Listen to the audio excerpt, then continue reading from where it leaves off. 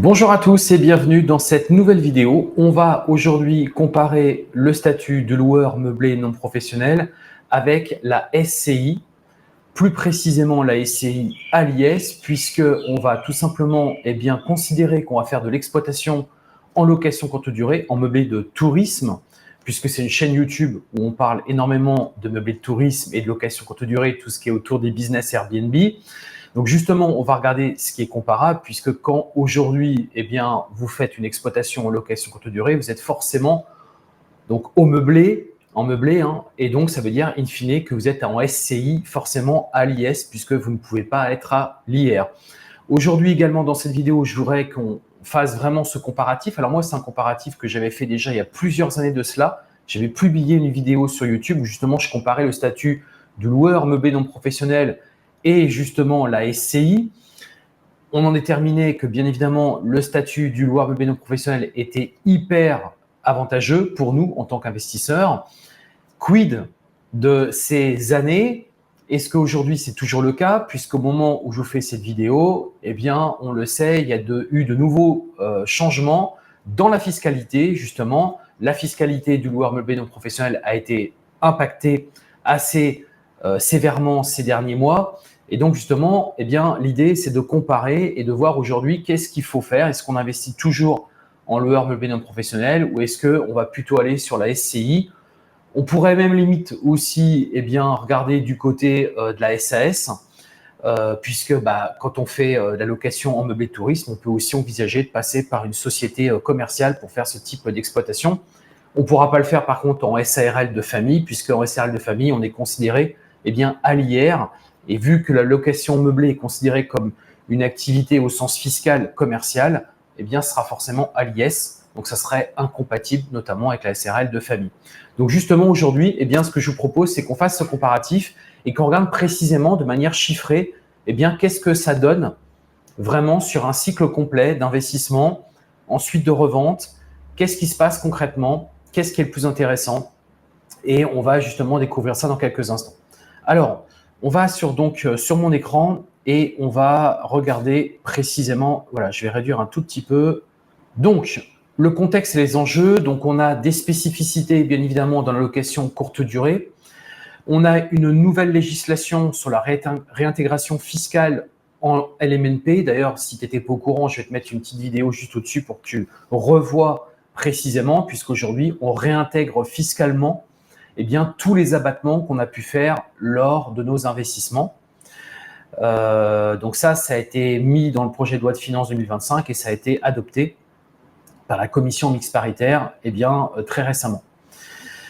L'importance du choix donc du statut juridique et fiscal, bien évidemment, et puis les critères de décision, puisque quand on décide, il y a effectivement la fiscalité, mais il y a aussi la notion de patrimoine, transmission, mais il y a aussi la gestion. C'est important de vraiment tout avoir entre les mains parce que beaucoup de personnes au quotidien font un gros focus sur la fiscalité, mais ils oublient aussi qu'il y a d'autres critères, à mon sens, qu'il faut prendre dans justement votre prise de décision. Alors, la SCI à l'IS. Donc, je vous ai expliqué pourquoi l'IS, puisqu'on ne peut pas se mettre à l'IR en SCI quand on fait la location en meublé. Et qui plus est, quand on fait de la courte durée, ce n'est pas du tout possible. Donc là, on va vraiment faire un focus sur la courte durée, donc location meublée. Donc, définition et fonctionnement d'une SCI soumise à l'IS. Donc, le principe, il est très simple. En SCI, vous êtes minimum 2 associés. Alors, ça peut être vous et une autre personne physique, quelqu'un de votre famille ou un associé, mais ça peut être aussi une holding. Vous pouvez très bien être associé avec votre holding si vous avez une holding. C'est tout à fait possible. Vous êtes minimum 2 et donc vous créez une société civile immobilière qui a pour vocation donc de faire de l'immobilier. D'ailleurs, j'ai aussi souvent des questions de personnes qui me disent « Est-ce que dans une SCI, on peut faire de la sous-location ?» La réponse est non, puisque la SCI n'a pas pour vocation de faire une activité purement et uniquement commerciale. À la base, c'est de l'immobilier avec une fiscalité à l'IS, parce que derrière, c'est, une fiscalité autour finalement du commerce. Processus de création et coûts associés. Donc, on va voir, eh bien, effectivement, aujourd'hui, le coût de création. D'ailleurs, je vais te présenter une solution qui va te coûter moins de 100 € et qui va te permettre de créer ta SCI très rapidement. Je vais te présenter ça juste après. Donc, aujourd'hui, on peut créer des SCI vraiment pour, je te le dis, pour moins de 100 €. Et c'est relativement simple. Voilà, régime d'imposition et options disponibles. Donc ça, on va le voir également. Et puis, rôle et responsabilité donc, des associés. Donc en fait, comme une société classique commerciale, on est limité à nos apports. Donc quand tu crées une SCI, tu peux créer une SCI par exemple à 500 €. Tes deux associés, chacun met 250 €. Tu es responsable à la hauteur donc, de tes 250 €. L'imposition, ça sera l'imposition donc des sociétés. Donc là, c'est très simple, on va le voir juste après. Donc tu as deux seuils aujourd'hui au moment où tu as fait cette vidéo. Tu as le premier seuil de 15%.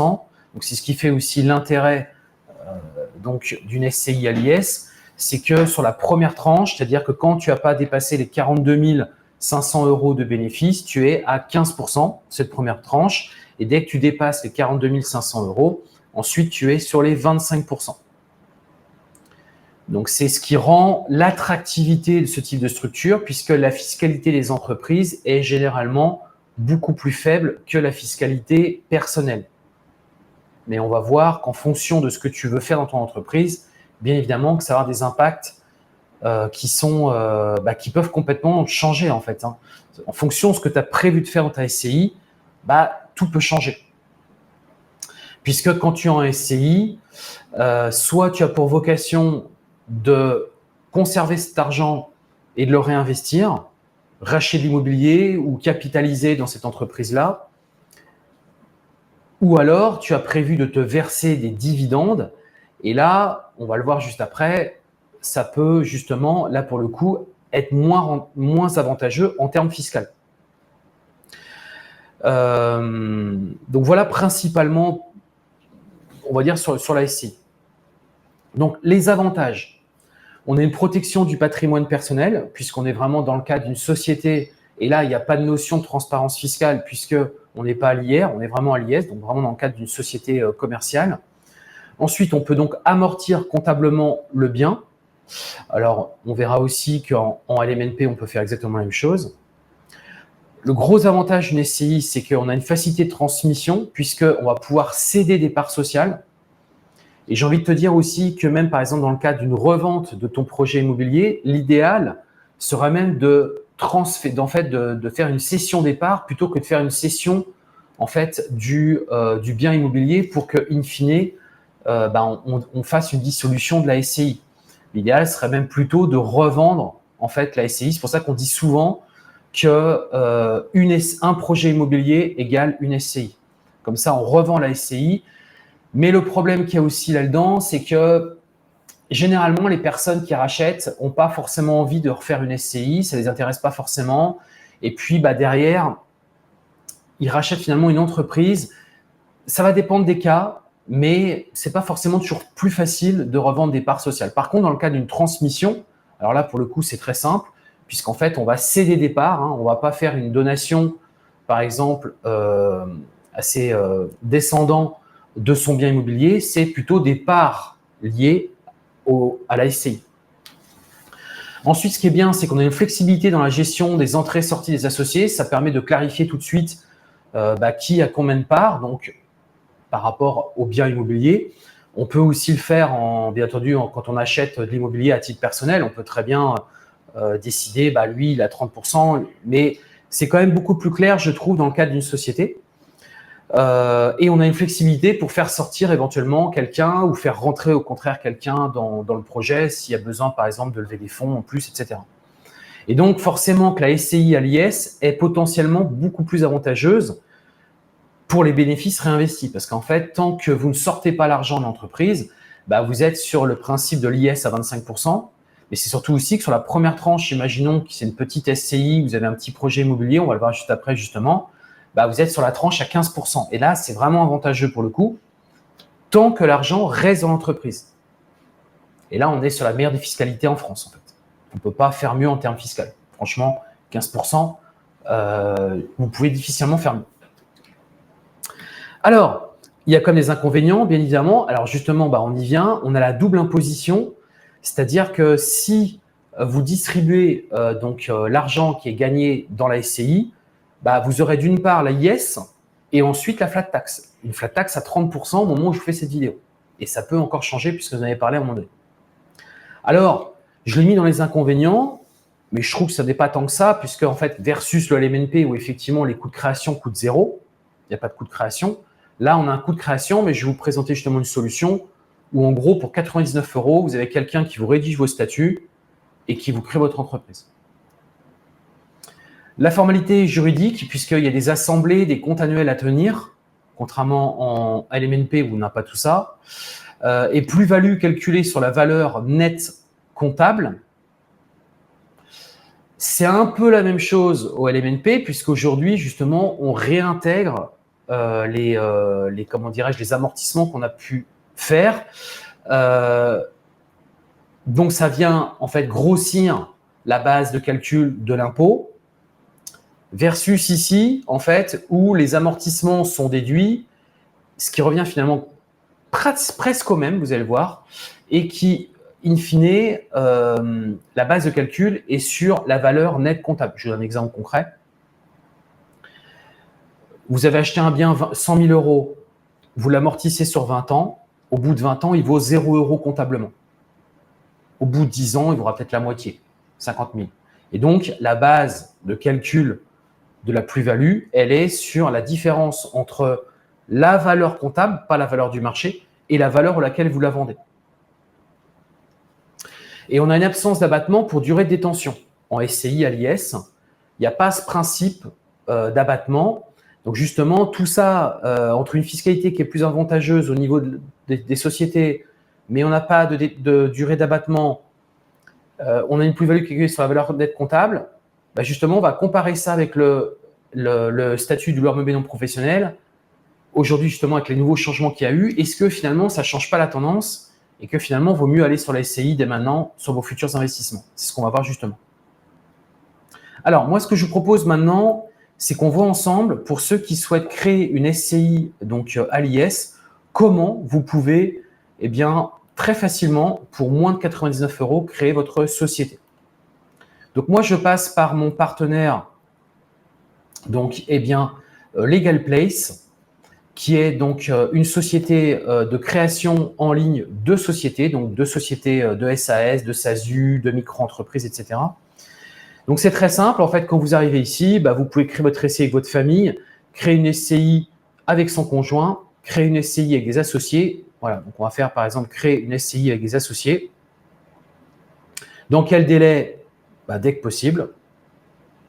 Quel nom choisissez-vous pour votre société? Donc là, on va mettre SCI par exemple, IMO BNB par exemple, je ne sais pas. IMO BNB Sébastien. Voilà. Continuez. Quelle sera l'activité principale de la société? La mise en SCI, donc du patrimoine immobilier familial pour y résider sans activité de location. Donc là, c'est un cas particulier, mais là, nous, ce n'est pas ce qu'on veut faire. Nous, on va mettre en location nos biens immobiliers. Qui sera le gérant de la société? Est-ce que ça sera vous ou est-ce que ça sera, par exemple, votre holding? Donc là, ça sera moi. Donc là, je vais mettre mon nom. J'ai mis Seb. Capital social. Donc là, le montant du capital social est librement fixé par les associés fondateurs. Il correspond à la somme des apports des associés. En échange des apports, les associés reçoivent donc des actions.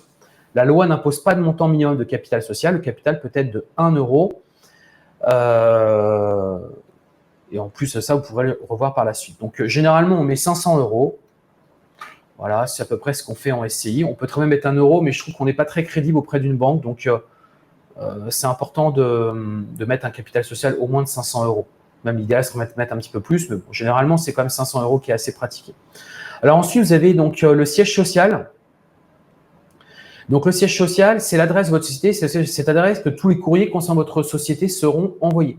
Legal Place propose maintenant un service de domiciliation de votre société, incluant le renvoi mensuel de tous vos courriers reçus. Donc, il s'occupe de tout, du courrier, etc. Et vous bénéficiez ainsi d'une adresse prestigieuse, donc ça sera sur Paris, et vous pourrez faire des économies sur vos impôts fonciers jusqu'à 1 000 € par an. Avoir un scan quotidien ou une réexpédition de votre courrier et éviter un transfert de siège en cas de changement de locaux. Alors, pourquoi vous pouvez économiser jusqu'à 1 000 € par an? Parce qu'en fait, Legal Place va domicilier sur Paris.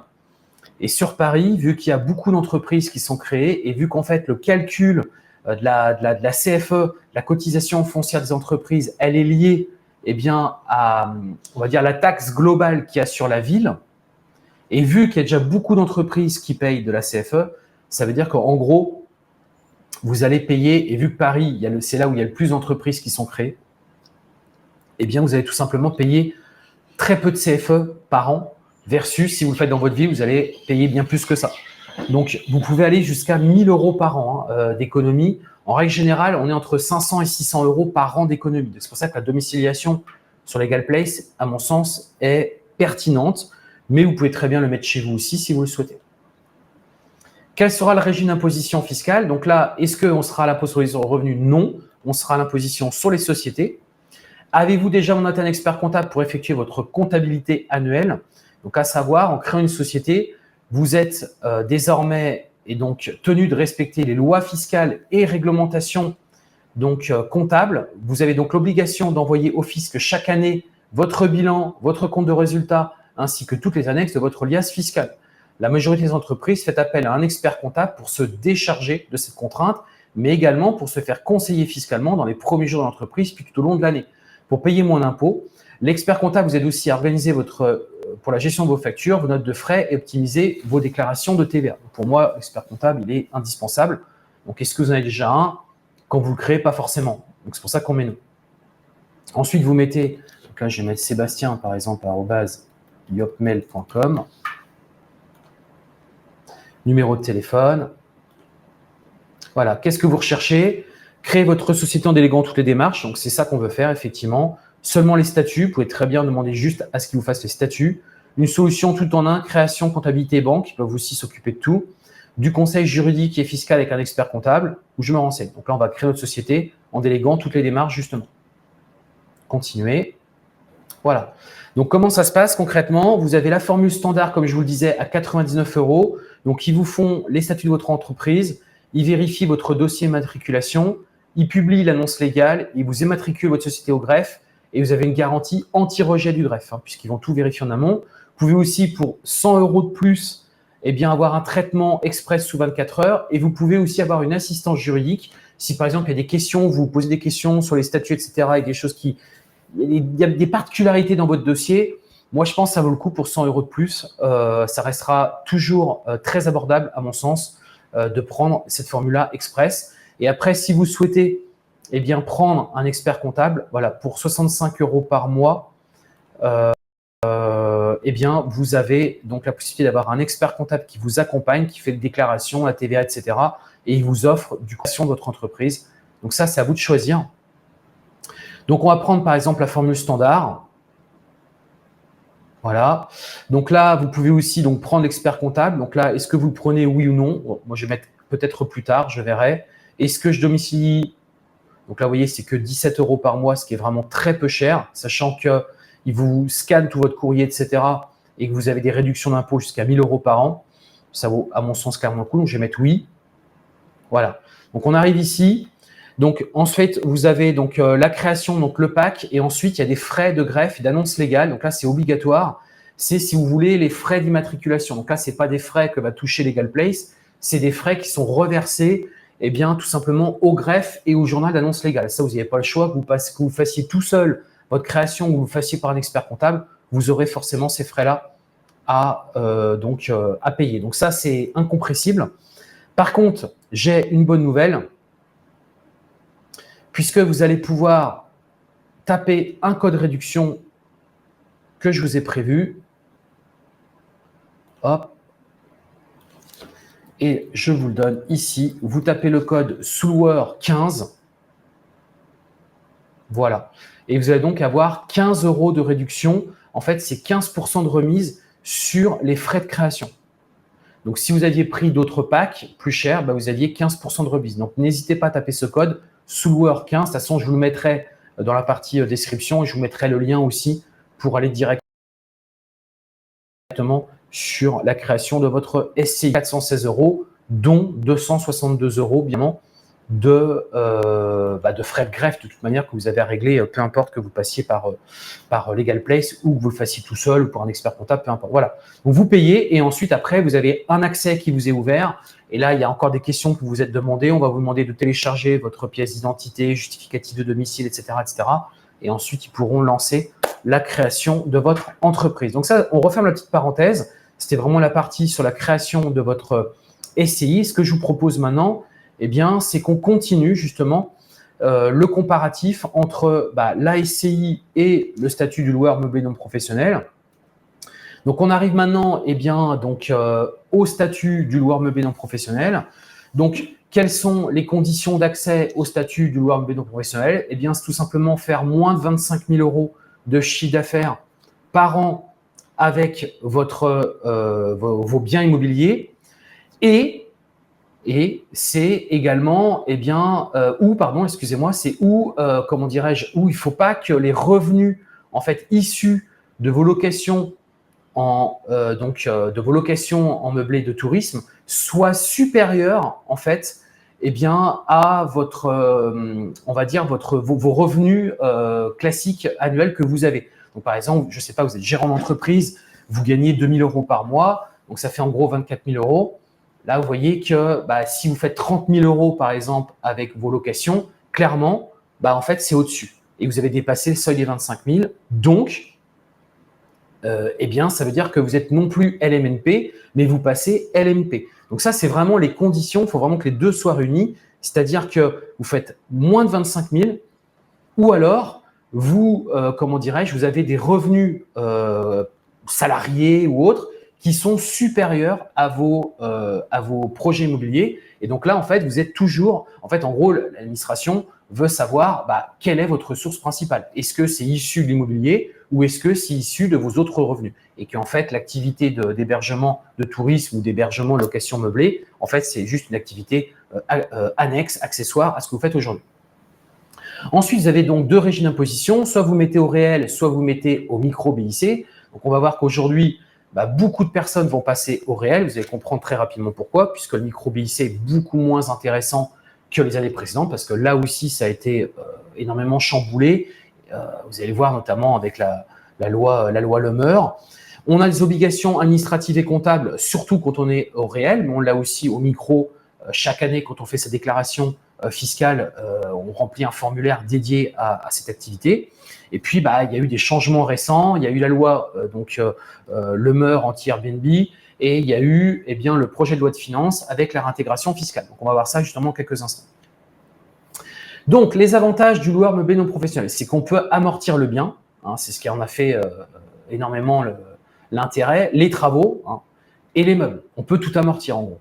Donc, c'est ça qui est top. Donc, ça permet de déduire tout ça et que donc, chaque année, en gros, on se rapproche fiscalement de zéro. J'ai eu des commentaires sur des précédentes vidéos, des personnes me disaient je ne comprends pas, si tu dis qu'on est à zéro, on ne gagne rien. Ça ne veut rien dire en fait. Il y a la partie comptable et il y a la partie financière. La partie financière, tu peux très bien avoir de l'argent sur ton compte et par contre, comptablement, fiscalement, tu as zéro. C'est complètement décorrélé. Il faut vraiment faire la décorrélation et ne pas faire d'amalgame entre la fiscalité d'un côté et la trésorerie. D'accord? Donc, l'objectif, justement, quand on était en loi meublé non professionnel, c'était approcher les 0 € de fiscalité, mais qu'au niveau de la trésorerie, du cash flow, on avait de l'argent qui se constituait tous les mois. On peut déduire les charges et les intérêts d'emprunt. Donc, on a le principe du régime du micro-BIC. Donc, aujourd'hui, sur 2025, il est passé à 30%. Et si vous le faites classer, votre logement, vous êtes à 50% quand vous faites la location en courte durée. Et si vous faites la location en meublé longue durée, donc pas de courte durée, on reste sur l'ancien régime qu'il y avait auparavant, qui était donc 50% d'abattement et 71% si le logement est classé. Voilà. Donc, du coup, on se rend compte que le micro-BIC, quand on fait de la courte durée, est quand même beaucoup moins intéressant. Et vous allez comprendre pourquoi beaucoup de gens vont passer au réel très rapidement. Parce que notamment, il y a des notions de TVA, ce n'est pas le sujet d'aujourd'hui, mais qui vont aussi rentrer en ligne de compte. Donc, au bout d'un moment, quand vous avez de la TVA, vous avez de la notion de réintégration de vos amortissements, Bah, ça peut être intéressant quand même qu'il y ait quelqu'un qui supervise chaque année vos comptes. Donc, vous passez au réel et en fait, vous verrez, ça devient quand même beaucoup plus… Enfin, moi, je pense qu'il y a beaucoup de gens qui vont aller au réel. Moi, je suis au réel, hein, clairement. Donc, ce qu'il faut savoir, alors pour l'instant, ça, c'est quelque chose qui n'a toujours pas été touché, c'est qu'on a les abattements pour durée de détention à la revente à partir de la 6e année. Donc ça, c'est plutôt encore intéressant et heureusement qu'on l'a parce que sinon, là, pour le coup, ça change encore une fois la donne. Et vous voyez que là, on a cet avantage-là qu'on n'a pas par contre en SCI à l'IS. Et puis, il n'y a pas besoin de création de structure juridique spécifique. Ça, c'est les avantages. Alors, les inconvénients, l'inconvénient donc de cette nouvelle loi qui est de finances, c'est qu'aujourd'hui, on a la réintégration fiscale des amortissements à la revente qu'il n'y avait pas auparavant. On va voir comment, justement. Responsabilité sur le patrimoine personnel. Complexité comptable, on a donc les amortissements et on a la TVA, le cas échéant, si vous dépassez les seuils. Si vous dépassez les seuils de TVA, donc au moment où je fais cette vidéo, on est toujours sur la tranche des 85 000 euros, mais il y a de très fortes chances qu'on passe sur la tranche des 25 000 euros. Donc ça veut dire qu'on est la TVA à 10% sur l'hébergement. C'est moins adapté le statut de l'homme professionnel pour une gestion collective ou pour une transmission. Si vous êtes prévu de transmettre à vos enfants ou de céder, c'est difficile en fait. On va céder le bien, mais on ne va pas vraiment céder l'activité. Et puis, si vous êtes plusieurs, etc., ça va être compliqué en fait. C'est possible, mais c'est quand même beaucoup plus compliqué. Et on a des déclarations fiscales à faire chaque année, la 2042 CPRO et la 2031. Moi, je sais qu'aujourd'hui, je fais mes liasses fiscales en ligne et chaque année, je transmets mes informations fiscales. Les inconvénients, donc aujourd'hui, on a la réintégration fiscale des amortissements à la revente. On a des seuils au micro qui ont énormément baissé. Donc, c'est pour ça que je vous dis beaucoup de personnes vont passer au réel, puisqu'en fait, on est passé à 15 000 euros, d'accord, pour le location courte durée non classée et 77 700 euros pour du classé. Alors, sinon, faites classer votre logement. Comme ça, vous pouvez toujours en profiter. Et si ce n'est pas classé, vous êtes à 15 000 euros, d'accord. Là, c'est problématique parce que 15 000 euros, je pense que beaucoup de personnes vont les faire assez rapidement. Ensuite, les seuils pour le micro, pour la location longue durée, sont à, eux, 77 700 euros.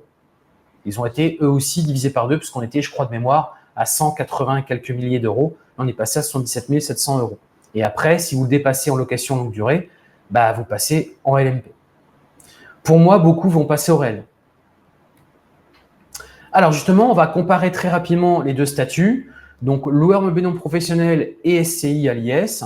Donc, au niveau de la fiscalité, on a une imposition au BIC ou en LMNP, donc réel ou micro-BIC, possibilité d'amortir le bien et les meubles et les travaux, et on a un abattement forfaitaire de 30 ou 50% micro-BIC. En SCI à l'IS, on a une imposition à l'IS donc de 15% sur la première tranche de 42 500 euros, puis 25%. Et on a l'amortissement du bien possible, déduction des charges et d'intérêts d'emprunt. Fiscalité à la revente, en LMNP, on a la réintégration des amortissements qu'on a pratiqués et on a la plus-value imposée au barème de l'IR, l'imposition sur le revenu, plus les prélèvements sociaux à 17,2%.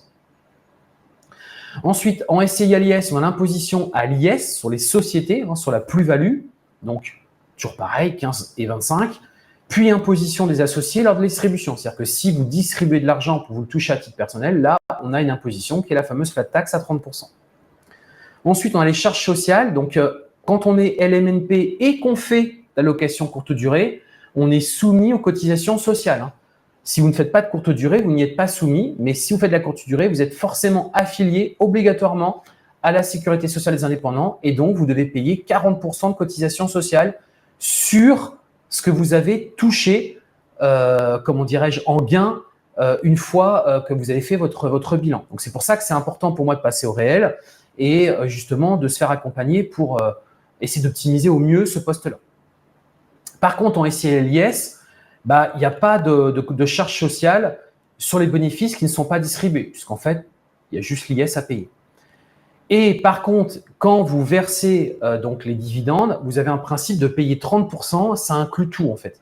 La CSG, la SRDS, et il n'y a pas de charge sociale. Transmission, on a donc des droits de mutation standards qui sont sur l'immobilier et il n'y a pas d'avantage particulier là-dessus. Par contre, en SCI à l'IS, il y a une facilité pour la transmission lors de la cession des parts. Et on a une possibilité de donation avec démembrement. Et donc, en SCI à l'IS, on a la possibilité de faire du démembrement, c'est-à-dire qu'il y a un principe d'usufruitier et il y a, comment dirais-je, la nue propriété. Donc, ça permet notamment de garder comme la nue propriété et que quelqu'un puisse, par exemple, exploiter. Ça pourrait être un principe, justement, avec vos enfants. Alors, il y a des avantages spécifiques. Puisqu'au LMNP, on peut quand même avoir un régime simplifié micro-BIC, c'est possible, mais on voit bien que c'est de plus en plus altéré et que ça devient de plus en plus compliqué. On a la possibilité de récupérer la TVA sur l'achat, donc tout ce qui est du neuf en fait, on peut la récupérer. Et on a le régime du para-hôtelier, de la para-hôtellerie, où là, on est justement à la TVA dès qu'on est considéré en… Alors là, ça a été mis en avantage. Je pense que beaucoup de personnes verront ça plutôt comme un inconvénient. Ensuite, SCI à l'IS, sanctuarisation des profits, possibilité d'acheter un bien à titre personnel puis de le revendre à la SCI. Ça, j'en ai déjà parlé sur ma chaîne YouTube, c'est tout à fait possible, notamment une résidence principale. Il peut y avoir un intérêt à faire ce genre de pratique. Et c'est une structure qui est assez pérenne. Les inconvénients, on a une nouvelle réintégration fiscale à la revente et obligation, bien entendu, de meubler le bien. Ça, c'est évident. Et l'autre inconvénient pour la SCI à l'IS, c'est qu'on a une double imposition lors des distributions, puisqu'on a l'IS puis la flat tax, et on a des coûts de constitution et de gestion. On l'a vu, on peut avoir des coûts quand même relativement peu chers, 99 € la création et 65 € par mois pour la gestion comptable. Et on a un engagement sur du long terme, puisque l'option IS est quasiment irrévocable. C'est-à-dire qu'on ne peut pas se dire à un moment donné, je reviens à l'IR, c'est pas possible. Dès que vous avez opté à l'IS, c'est quasiment impossible de pouvoir revenir à l'imposition sur les revenus. Alors, maintenant, on va faire une simulation. Donc, on va faire une simulation justement pour qu'on puisse bien comprendre ce qui se passe exactement. Donc, on achète un bien immobilier 100 000 €, on a 8 000 € de frais de notaire, 15 000 € d'ameublement, 30 000 € de travaux. On emprunte la totalité à 3,5 sur 20 ans. J'ai pris un exemple, bien évidemment, c'est à vous de l'adapter en fonction de votre situation. On a des revenus locatifs annuels de 15 000 €. On fait de la location courte durée, je le précise aussi parce que ça a un impact forcément notamment sur les cotisations sociales. On a des charges annuelles de 4 500 € et en fait, au bout de 10 ans, on va le revendre 170 000 €, le bien. Donc là, j'ai remis les paramètres de l'investissement, le prix d'achat, les travaux, l'ameublement. Donc l'investissement total, il y en a pour 145 000 € qu'on finance sur un crédit de 20 ans à 3,5 et on va garder le bien pendant 10 ans et au bout de 10 ans, on le revend 170 000 €. Donc, on a une plus-value brute de 40 000 €. Donc, dans cette simulation, on va faire une simulation d'abord pendant la détention. Donc, on va regarder les revenus, les charges et les amortissements, les intérêts d'emprunt, le résultat fiscal et l'imposition, le flux de trésorerie et on va faire un petit graphique comparatif des flux de trésorerie sur 10 ans. Donc, si on prend justement la fiscalité annuelle de l'exploitation, donc c'est une moyenne, bien évidemment, on fait une moyenne lissée sur les 10 années.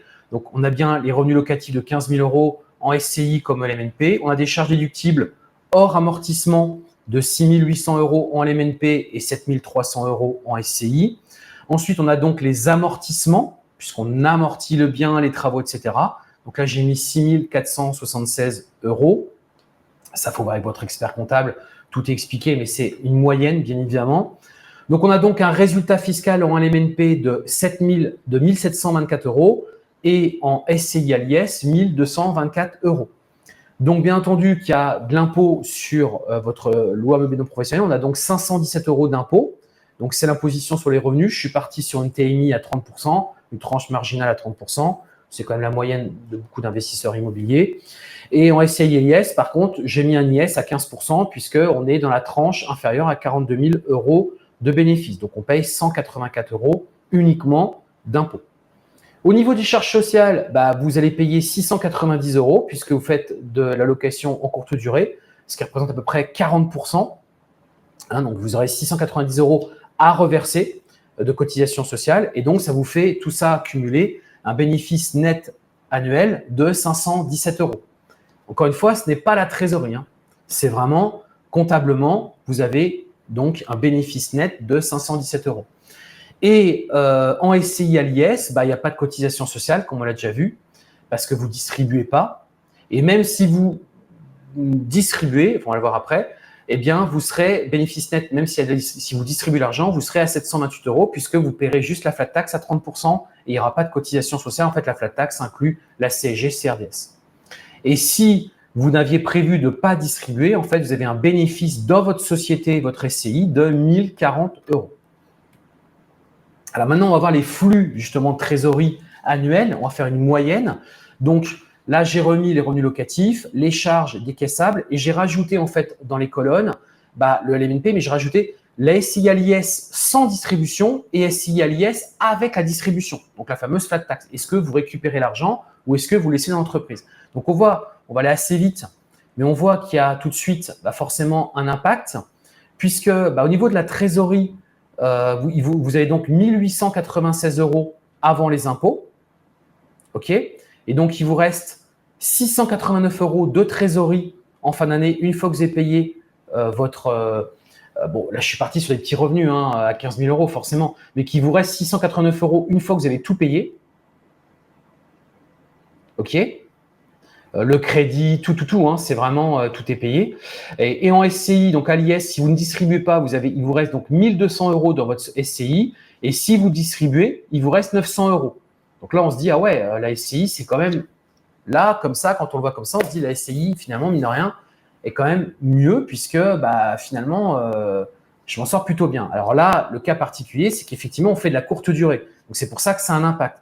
Si vous aviez fait, par exemple, je vous le dis, parce que je ne vais pas le faire là, ça va être trop long, mais si vous l'aviez fait, par exemple, cette étude en location meublée classique, vous verriez que là, par contre, la SCI, c'est pas bon en fait, parce que en LMNP, vous n'auriez pas eu en fait les cotisations sociales de dirigeants. Ensuite, j'ai fait une simulation à la revente. Donc, j'ai calculé la plus-value comptable et fiscale, la réintégration des amortissements au LMNP, les abattements pour durée de détention au LMNP. J'ai intégré l'imposition à l'IS et la flat tax en SCI. Et on va voir justement un tableau récapitulatif. Donc, on revend le bien 170 000 €. Donc, on a en SCI tout de suite une valeur nette comptable de 111 669 €, puisque comptablement, le bien il a été déprécié. Donc, ça fonctionne comme ça en société, ce qui n'est pas le cas en LMNP. Donc, pour l'instant, on reste toujours sur la base 170 000 €. Donc, on a une plus-value brute de 40 000 €. Puisqu'en fait, on avait mis 130 000 sur la table et on le revend 170, je n'ai pas compté les meubles. Donc, ça fait 40 000. Et versus en SCI à l'IS, on est par contre sur une plus-value à 98 331 €, puisque comptablement, la valeur qu'on retient, c'est la valeur qui a été amortie dans les bilans, à 71 669 €. Au LMNP, donc la nouvelle loi nous impose de réintégrer les amortissements qu'on a fait. Donc là, je les réintègre dans mon calcul juste ici. Et donc, on arrive à une plus-value imposable avant l'abattement à 98 331 €. On n'a pas d'amortissement réintégré en SCI puisqu'en fait, la valeur comptable a déjà intégré les amortissements. Donc, c'est pour ça qu'il n'y en a pas. OK, jusqu'ici, je pense que vous comprenez. Et donc, on arrive finalement à la même somme. Parce que vous me dites qu'on le fasse d'un côté ou qu'on le fasse de l'autre, ça revient à la même chose. On est d'accord. Mais c'est plus dans la manière que vous compreniez bien les choses, comment c'est fait concrètement, que vous voyez bien justement comment c'est calculé. Mais au final, ça revient au même. On est bien d'accord.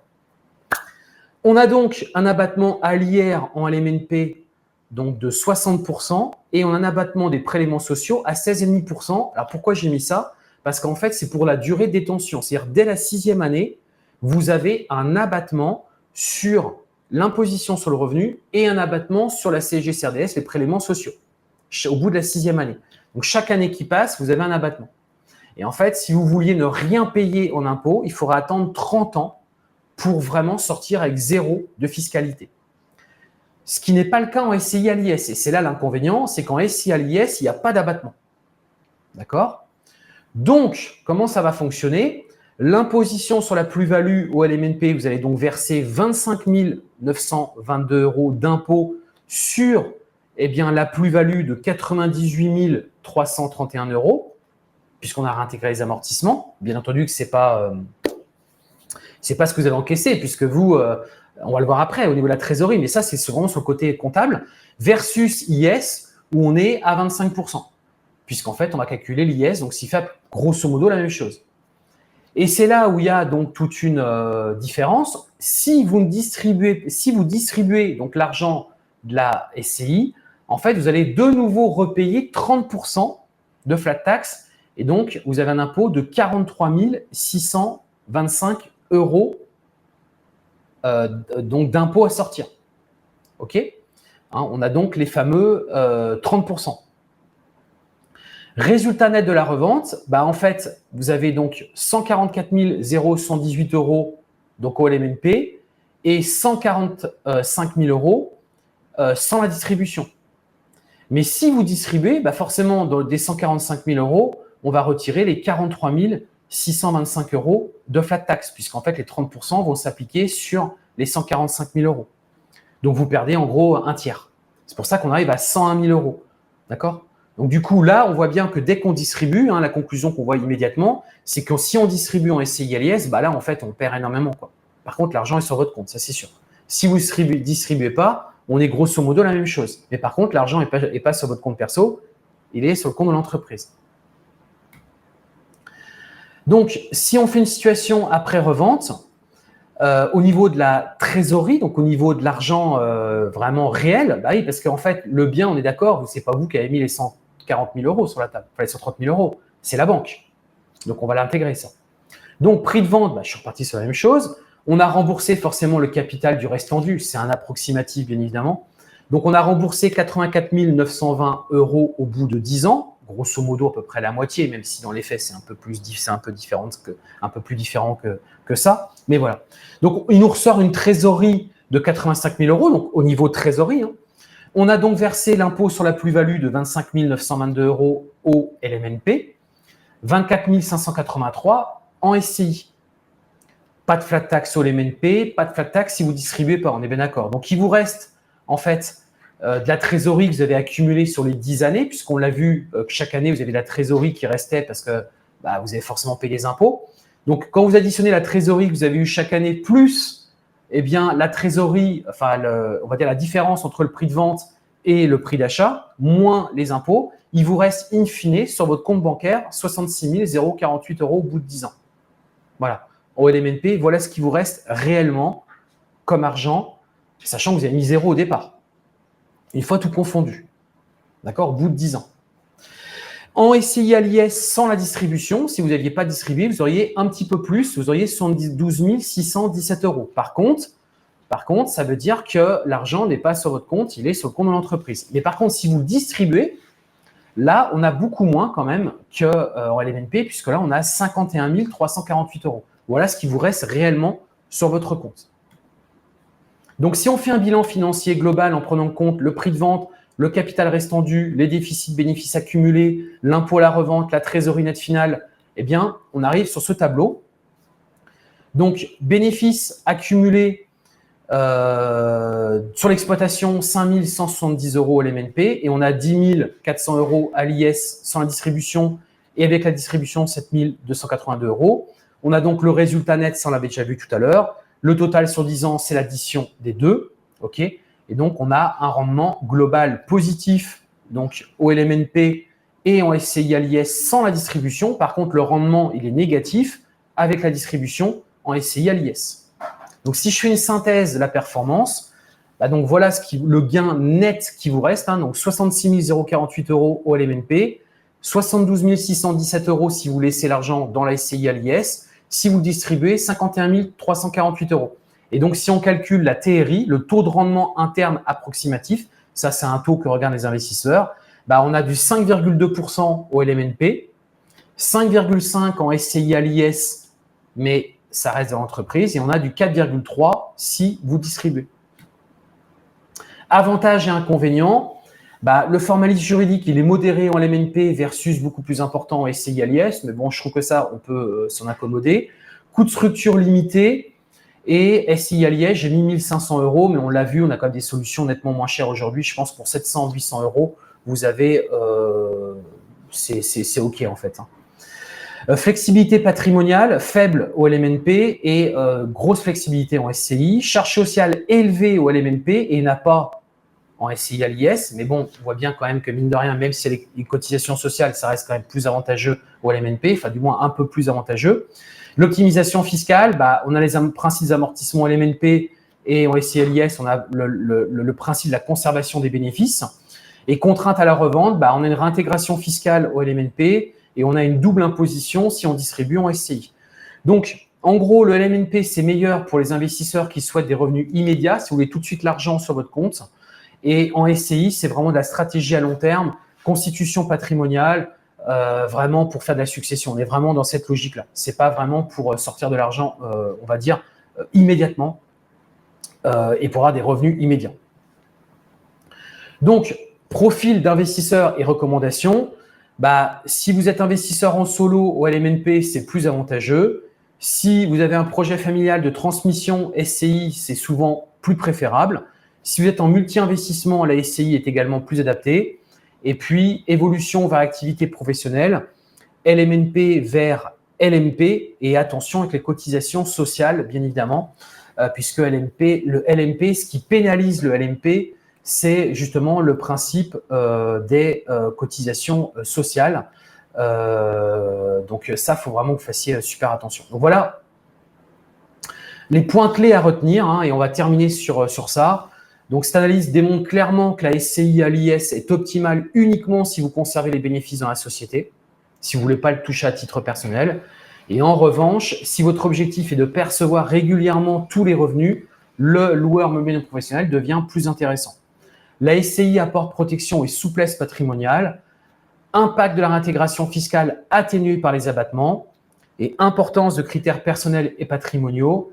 Et ma recommandation, et on va terminer là-dessus, c'est de consulter un expert comptable pour faire une simulation peut-être plus précise ou éventuellement un CGP, un conseiller en gestion de patrimoine qui pourra aller beaucoup plus loin dans cette analyse. Bien que là, déjà, vous avez, je pense, un bon aperçu de ce qu'on est capable de faire et surtout des impacts que ça. Donc, si on devait conclure, aujourd'hui, le LMNP, en location courte durée, reste toujours plus intéressant que la SCI. On voit bien que c'est moins qu'auparavant et notamment ce que j'avais pu expliquer dans ma première vidéo il y a quelques années de cela où je comparais les deux, c'est moins intéressant qu'auparavant, on va dire sur un plan uniquement fiscal.